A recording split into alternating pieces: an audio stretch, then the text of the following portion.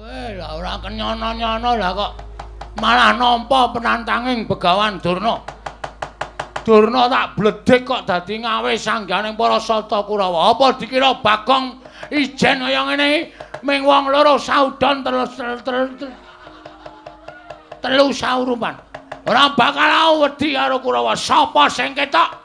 Apa dianggep aku iso nandingi Sata Kurawa? Iki aku nek ora ganti. Nek ora salin wujud satriya sing pengpengan perang wis ora gayeng perang karo Kurawa. Ya, titenono, tandangono Bagong legane atiku.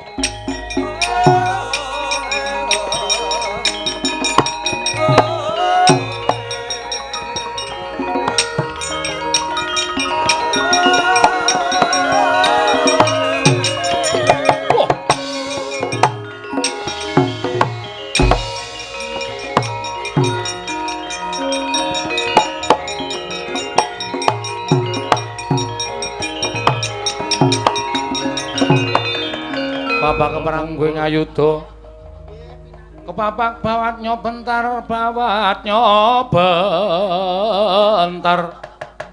kepapak nyomong gue ngaloko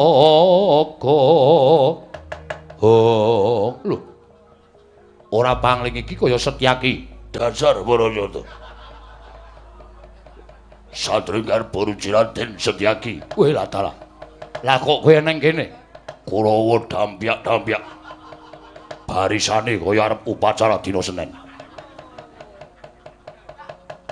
Sediane apa? Goleki menyang endi Bagong? Bagong iki ponokawanku. Yen cilik kowe wani gendhak sikara karo Bagong. Gedene wani nyilakani Bagong Setiawan. Setyaki sing ora trima. Wani karo Kartomarma sing tawedene apa?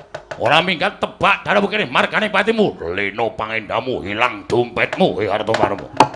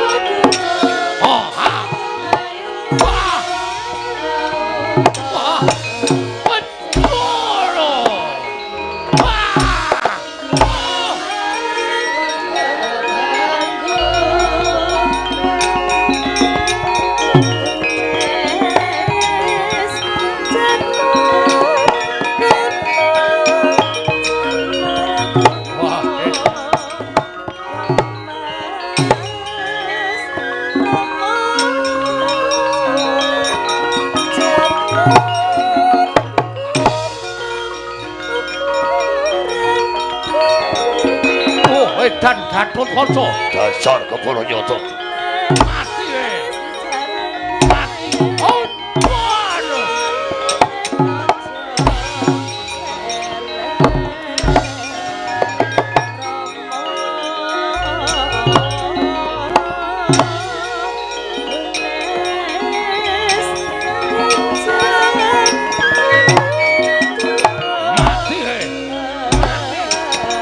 waduh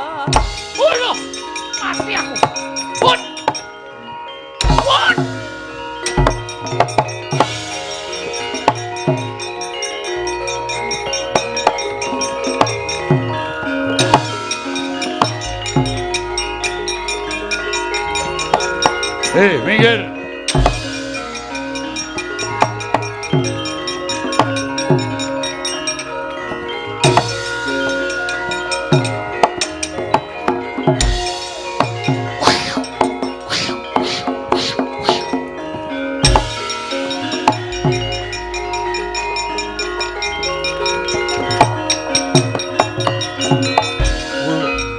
Ora pangling iki Anoman barang ning Pancala.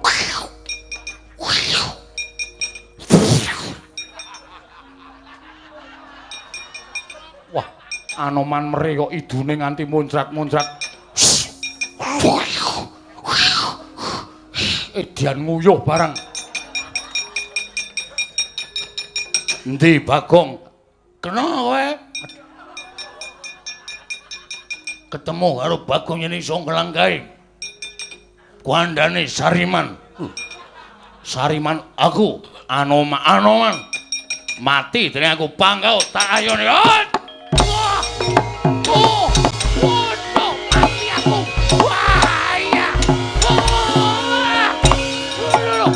Wah! Oh! Syah!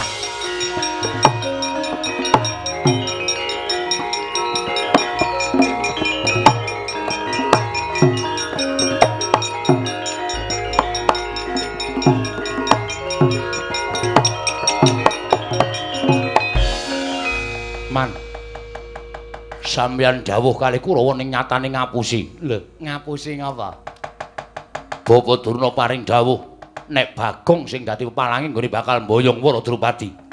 Ning nyatane Bagong wani karo Bapa Durna jebul kancane pirang-pirang. Lho, kesik ta? Bagong ki ijen kula ketemu kali Sencaki. Sencaki gelut kali kula dereng rampung dumadakan wonten Gatotkaca. Sirah kula dicekel kalau kaca kula wis mati. Kula wis rumangsa mati. Ning diuntir gulu kula niku mboten kok pedhot malah kaya digrepek mak kruduk ngoten. Nek kudune kowe mati kedahipun kula nyemanggaken. Wah, edian kancane Bagong pirang-pirang. Tur digdaya kabeh. Man Anoman balang nggih tumut. Ngetok. Lah kok mak jundil kula semanggaken Dur. Nun. Bagong kancane pirang-pirang sirnakno le. Nggih, saken dawuh.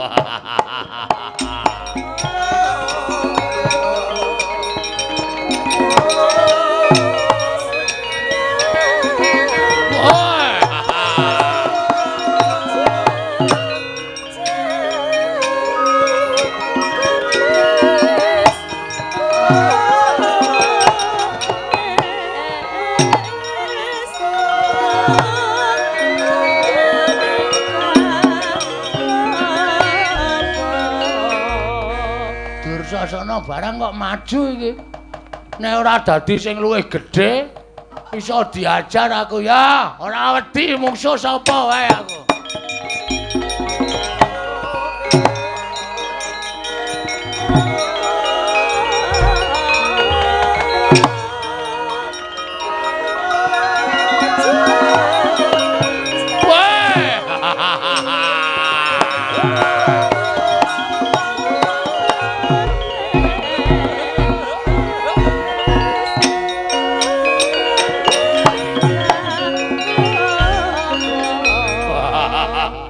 Wiwit kapan kowe joget Werkudara? Wah, sapa ngerti gubuk asmara. Aku seneng joget. Wah, edan. Wah, Werkudara iki. Wah. Dasar Bronyoto. Wah, suaramu kok serak iki ngopo? Wah, kokean karaoke. Wah. Demit. Kakang Dursasana. Werkudara winti Bagong? Bagong iki padha kawanku. Sapa sing arep gedhasi karo Bagong? Aku sing ora trima. Wah, omonganmu kaya wong mendem ngono.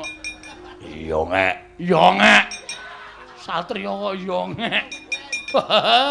Mati ning aku. Wah, idak mati kowe. Ya, kaya apa aku sing tekaning mati. Iya. Ayo. Udan. Ah. Waduh. Wah. Wah. Wah. Wah.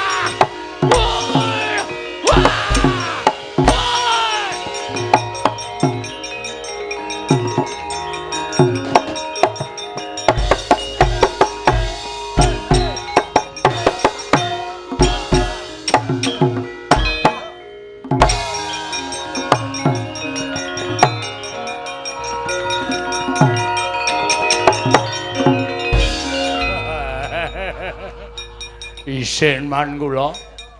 Kaisin piye?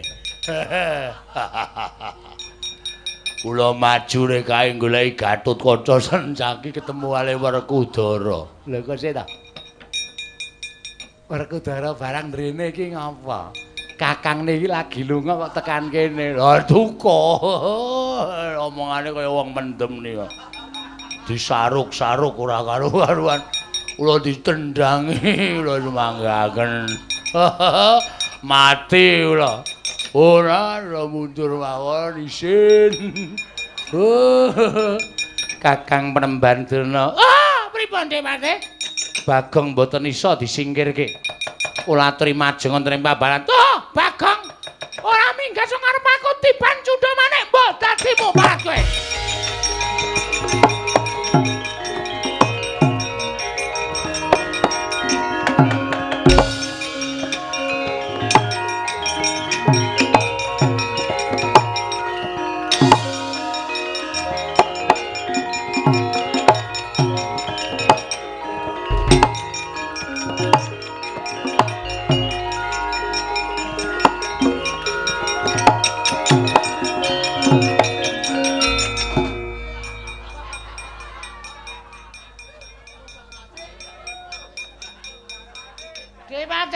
Pripun? Ampun mriki lho. Lah pripun? Isin kula. Iki pokal gawene sapa iki keparan karepe dhewe. Aku mau nek dibukake ngono ku. Kaya kelingan jaman sing wis-wis aku.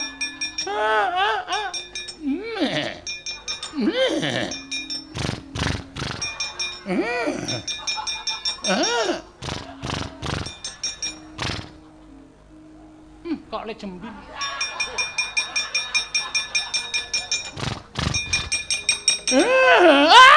Aku karepe dhewe aku ilangan aku.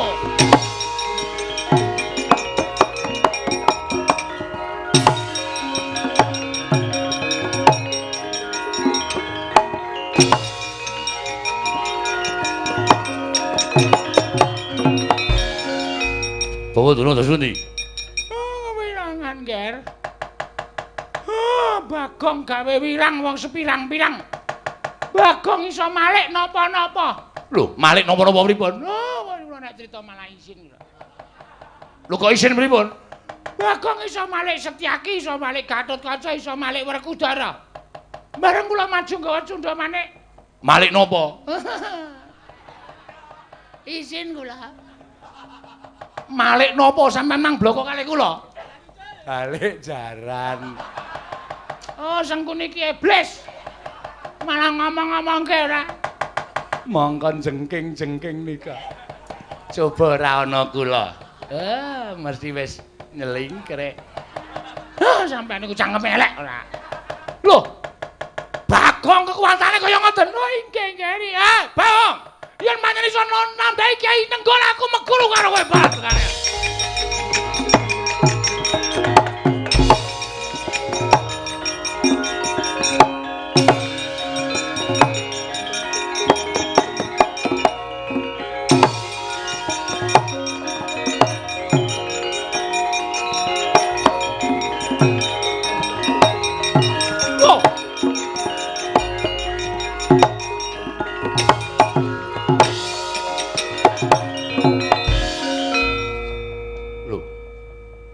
Lho iki ora pangling Nyai Ndrawati.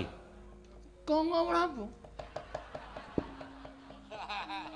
Kula aturi sareng sama-sama. Niwang Sukmana mangadil luwe ana sasminaning sun jagat wasesane Bathara. Koko Prabu. Koko Prabu Baladewa kula aturi sare, kula aturi nyiram mawi tirtaning Banyuwangi. Menawi Koko Prabu lajeng tumuli ngligo Kyai Nenggala menika mboten prayogi kedadosanipun. Asu iki Bagong iki. Iki Bagong menungsa ora tataran. Lah kok malih Ratu Ndorowati. Koko Prabu sampun paring pangandika ingkang mboten sadèrèng iki. Menika ingkang rayeng Ndorowati ya Prabu. Ingkang rayeng Ndorowati. Ndorowati dengkulmu mlocot. Dengkul panjenengan nggih mlocot. Edan iki piye to iki? Iki karepe piye? Koko Prabu menawi panjenengan ngginakaken senjata cakra. Kula ugi mboten badhe wang-wang. Mboten badhe kekilapan, sarta kula mboten badhe ragu-ragu. Ngginakaken senjata Ceraka. Apa? Ceraka. Cakra. Nah, kados pangandika panjenengan. Sameneika Kyai Nenggala dipun du karo senjata Cakra. Kowe tak tamani Nenggala mesti mati. Mboten saged kula mundi Sekar Kembang Setaman. Cangkeme klera-kleru ngono kok. Sekar Wijaya Kesuma menika dados panguripane wong sak bumi. Sinten ingkang sampun pejah menika dipun ungkuli Sekar Wijaya Kesuma menika sabet gesang malih. Ingkang sampun pejah dipun ungkuli Wijaya Kesuma saged gesang malih. Mila Wijaya Kesuma menika dipun suwun supados kinarya obat kuat. Koko Prabu. Koko Prabu. Panjenengan mboten atus monggo dipun puthaken blas glandang Nenggala legane ati wae.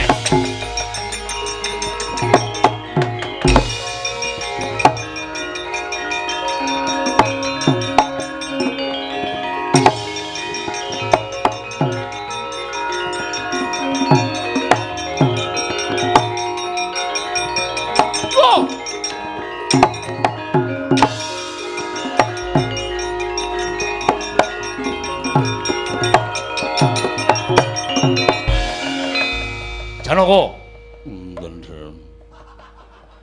Janaka undendrem. Siadi ngerti Yai Prabu Kresna menyang endi? Prabu Kresna nembe dhateng Indomaret. Edian. Iki aku kok digawe bingung karo lakon iki. Iki dudu Janaka iki. Iki dudu Janaka ayo ngaku wae. Koko Prabu. Koko Prabu. Ingkang rayi Janaka. Koko Prabu Baladewa mlajar-mlajar wonten menapa? Aku golek Yai Prabu Kresna. Koko Prabu Ndorowati mboten dalem papan mriku. Koko Prabu. Nggih. Kula aturi nyiram tenang sabar. Menawi Koko Prabu mboten mangke. Koko Prabu mbanyan iki ardane kamsu Koko Prabu samriki Koko Prabu. Iki kok mengko Koko Prabu karepe piye? Nek panjenengan badhe mlawan bagus. Ning mboten ten. Koko Prabu. Mboten ten mangke nganti nampane. Koko Prabu samangke kula ngaturi kok. Kowe Bagong kowe karepe iki.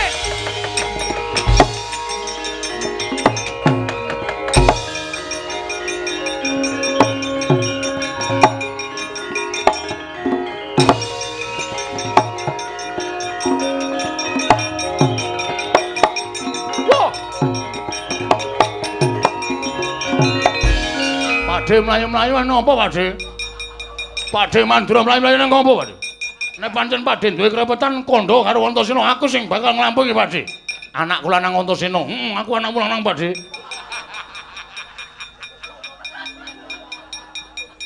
Pakde Mandura, iya. Pakde Bule, iya. Kowe ngerti Bagong ora? Sopo Pakde? Kowe ngerti Bagong apa ora?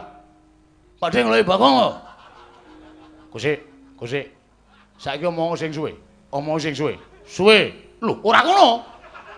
Omong sing akeh. Akeh. Antasena, piye Pakde? Antasena saka ngendi? Kasatriyan. Kasatriyanmu ngendi? Pringgondani. Anu. Ngrandu Gumbala, Pakde. Antasena kok kasatriyan Pringgondani iki gosok kowe. Karo omahe dhewe ora apal iki. Pakde, omahku wis digusur, Pakde. Urung ding, Pakde. Kasatriyanku ngrandu Gumbala. Pakde goleki sapa? Goleki budhe apa? Ora. Goleki Bagong. Bagong ora ana, Pakde. Kowe rasa ngapusi. Suaramu grok-grok kuwi Bagong. Kowe ora minggat nenggala dening aku. Aduh, Pakde, aku tak mlayu, Pakde.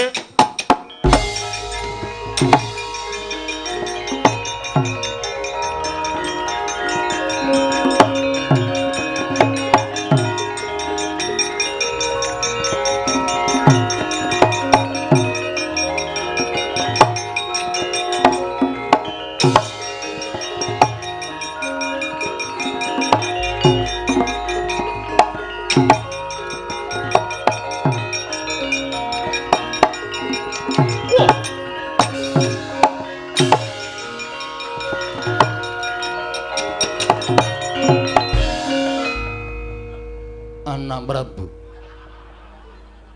Kula suwun kanthi sanget kula aturi nyiram mawi tirtaning kesabaran.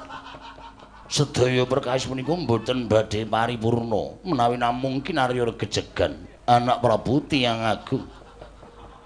Paman Prabu Pancala kula nyuwun pangapunten sak kalangkung kathah mboten dados menapa nggih. Namung kula kanthi sanget kula suwun kula sampun panggihan kaliyan anak kula pun Wara Drupadi. Paman wonten dawuh. Kados menika wartosipun. Yayi Wara Drupadi sagang ladosi bapa Panembantuna menapa mboten? Kula sampun nanting dhateng anak kula pun Wara Trikandi, anu Wara Drupadi. Supados badhe ngladosi kalian kadang kula tunggal guru duk nalika wonten SD Negeri Impres.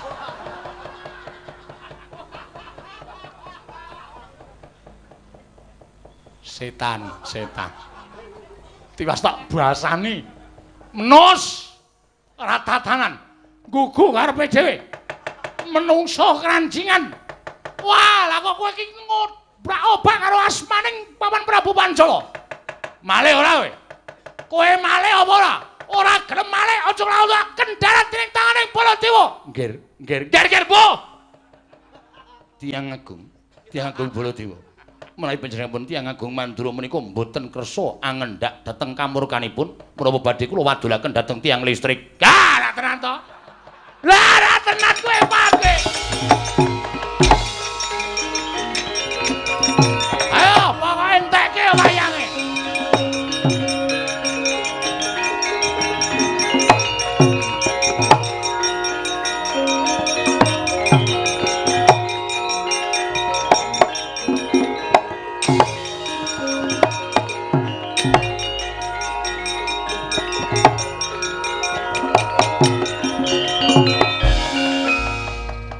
Wis kentekan wayang ngantian. Sing nang eblek wis tak tokke kabeh. Wis tetep konangan aku iki suarane ra iso ngapusi kok. Wis tak ilang-ilangke geroke tak ombeni barang ya mesa konangan. Pinter tenan Baladewa. Wis ah. Kala cacak menawa cara lakonane. Nek sinuwun mandhar mateni aku ben dipateni. Candak kowe aja mlayu, Bagong. Wah, salah.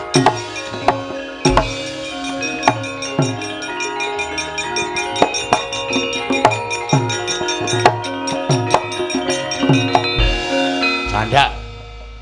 Kecandak kowe saiki. Bar mlayu nang ndi kowe? Ora mlayu wis ora ana dalane kok. Ayo saiki kowe manut ora? Manut pripun? Kowe bali. Nyaketen niku bali. Yo. Wis ra ana ojek. Ngrekoso kula le mulih. Bali ora? Mboten ajeng wangsul. Wani karo Baladewa. Mboten ajeng wantun. Nek ora wani bali. Mboten ajeng wangsul. Tegese wani karo Baladewa? Mboten ajeng wantun. Kowe iki jane piye to? Ya ngene iki asline.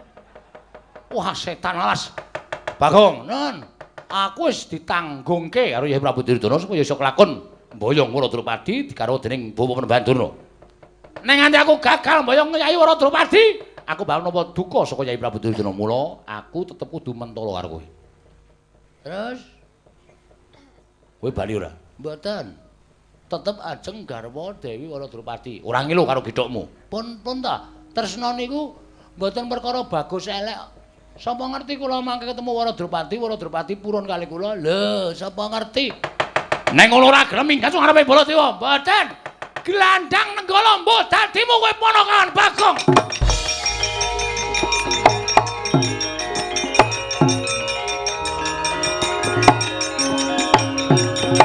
Wah, ada.